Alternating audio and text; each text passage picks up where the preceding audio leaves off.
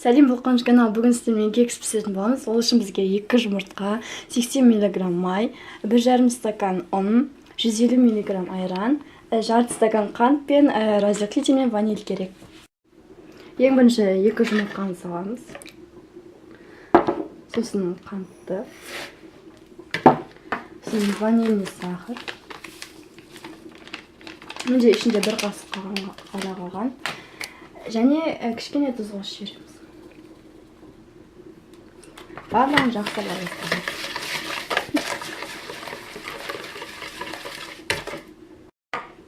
Ал енді айранды қосамыз.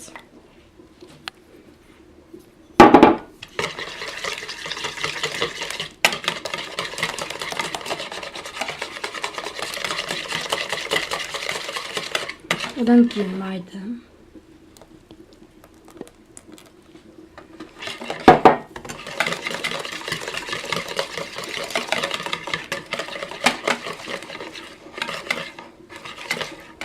Ал енді ұнға разрыхлитель қосып араластырамыз.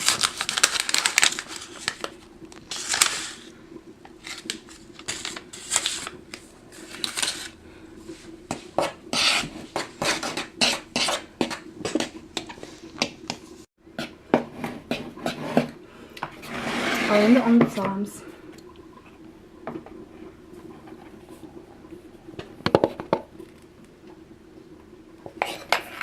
Жақсылап араластырамыз.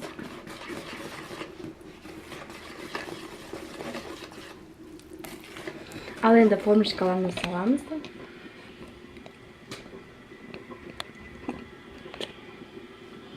180 градусқа пісіреміз.